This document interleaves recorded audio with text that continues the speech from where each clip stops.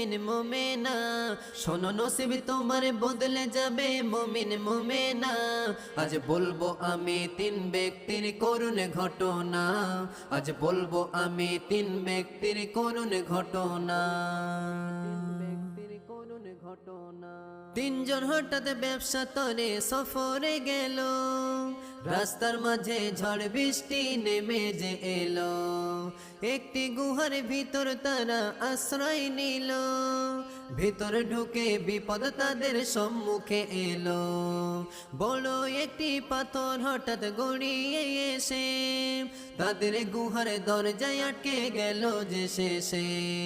চেষ্টা তারা করলো পাথর একটু সরে নাই, ভাবলো তারা মোদের তো আর বাঁচার উপায় নাই। অক্সিজেন ধীরে ধীরে হয়ে যায় বন্ধ, মৃত্যু তাদের লেখা সেথায় নেই কোনো